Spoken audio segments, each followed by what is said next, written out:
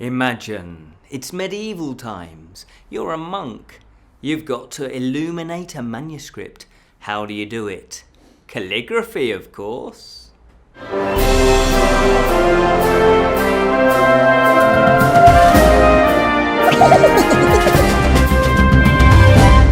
Hello and welcome to the Bottled Imp, exploring the realms of fantasy.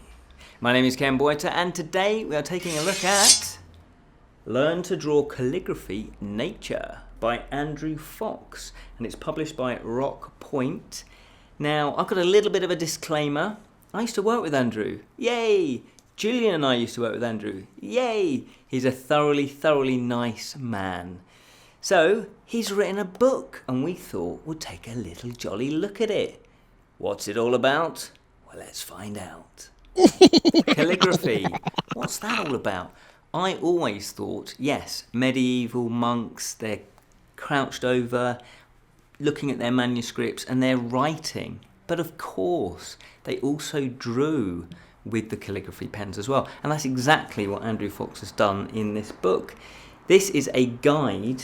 I'll show you what's in the book. This is a guide to the drawing of calligraphy, not just words. This is all about drawing. So what you get is, I think there's 32 illustrations in here, plus you also get a 5mm pen, and I'll just show you this here. Now the calligraphy, if you don't know, it's like a blade. The pen is like a chisel edge. So it's all about how you actually place the chisel edge on the page. And this is a guide to show you how to do that in order to achieve various different drawings. What you also get is you get card. You get 10 sheets, and this is pretty thick card, so it's good quality card that tuck into the back there for you to draw on. Now what I would recommend though is practice on scrap paper first. That's what I did, and believe you me, I did need it. So let's have a quick look at the book. There are 3 sections. There's plant life, there's insects, and there's also animals. And what you get is at the front, there's a nice little foreword by Andrew, just explaining why he likes doing calligraphy and how you can get involved and be inspired by the book. Plus, he does do a little guide of how he shows you how to draw each thing from nature. And basically, where to place the blade, which angle that you place the blade. And then it also shows you which direction that you actually make the blade go in order to create what you need in order to create the image, if that makes any sense whatsoever. So if you have a quick look here, this is the cactus, and as you can see, Andrew's done a nice one in colour, and then he's done the technique illustration in the black pen that you will be using to begin with, and it's very clear. So he's just saying here, the body. So you angle it like that, and then you pull the pen down straight away like that. And then you go on to step 2, and again he's got where to angle the blade and also which direction that you need to move the pen in order to create the effect that you need to create. And it really is as simple as that. This is a great beginner's guide. I've not used calligraphy pens to draw, so I was very intrigued to see how simple this could be. And the other beautiful thing about this is what I realised is, I don't know if you can see this, we will be cutting in overlays so you can see these in better detail. But you can actually see, you can layer up the strokes. So if you put one stroke down and then layer another stroke on top, you can then start seeing each layer, and therefore you can create texture on the actual illustrations. So as I say, you've got plant life, so you've got a mushroom here, palm tree, and also you've got insects like the Japanese beetle, and you've got, what else? Oh yeah, there's a garden beetle, there's a dragonfly, and animals. You get 10 animals. Drawing as a hedgehog, there's koi fish, and as you can see, these pens don't come just in black. You can then purchase your own colour pens if you like. This is a great introduction. The fact that you can actually, they give you the pen as well, means you can just jump straight in, which I really appreciated that, because at the beginning I thought, okay, I need to go and get a calligraphy pen, which, might be a bit of hassle. It wouldn't have been, but, So it's nice that they just give you a starter pen to begin with. Now I have done my own little drawings. I'll just show you them now. So as you can see, this one is the insects here. You've got a bee, a butterfly and a spider.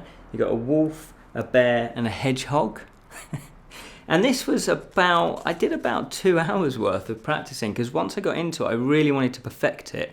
And what I found was it's getting things in proportion. That was the tricky thing. The actual guide and the techniques that Andrew shows you is very easy to follow, but then it's actually making sure that everything is in proportion. So obviously each of these little wings on the butterfly had to be the same sort of size. And equally the tail of the wolf had to be, in proportion to its body. So those are the things that you'll need to practice for. And here we go, look, what else have we got here? We have a bulrush, we've got a cactus, and we've got the daffodil and the rose. And as you can see, there you can actually see the brush strokes in the illustrations, and I really, really like that because it adds that little bit of extra texture. And then what I did was, once I'd practiced, I'd actually used some of the card to actually do kind of like your special drawings. So here's a frog, and here is the koi. Now I don't know if you can see the little pattern on there, but again, I just used the thin end of it. So these pens are really versatile, and I was very, very surprised and pleasantly surprised that you could actually use these pens to draw with. And I really did love this book because it had such a feeling of charm and feeling of love. You can tell that Andrew really loves doing these calligraphy illustrations, and I've seen some on his Facebook page as well. I totally recommend you check out his Facebook page as well, Andrew Fox, because he posts up new illustrations quite regularly, and some of them are really detailed and really impressive. So the more you practice, obviously, the better you'll get. I think this book would be great as a gift. If you are not brilliant at drawing, but your child is, or maybe you are and you want your child to get into drawing, this would be perfect as an activity to do together. Again, as I say, if you're not brilliant at drawing, it's so simple to go through each stage by stage of each technique. And once you get the hang, the way that you're meant to, manipulate the pen, it just becomes a lot easier. So I would totally recommend, let me just find the book again, totally recommend this. It's such a full, and I think there's 32 illustrations in there. And the fact that you get card and a pen as well, you've got everything you need to go out and start learning how to draw all about calligraphy nature. Definitely recommend it. Learn to draw calligraphy nature. Now, the more astute of you may have noticed, well, what the hell has that got to do with fantasy? Yes, you're right. What has it got to do with fantasy? Well, I was so impressed that Andrew had made a book that I wanted to get involved with it anyway and see how simple it was to do calligraphy, because my thinking was, once I master some of this, I can then create my fantasy illustrations. So imagine doing a calligraphy dragon or a calligraphy imp. Maybe I could draw Grocklesnook in calligraphy form. That was my thinking, and I have asked Andrew if he will do a fantasy book just like this, because I personally would love that. So yeah, check it out. And if you do happen to buy this and you do start practicing and create fantasy illustrations, please put it up on our Facebook page, because we'd love to see them. They'd be fantastic.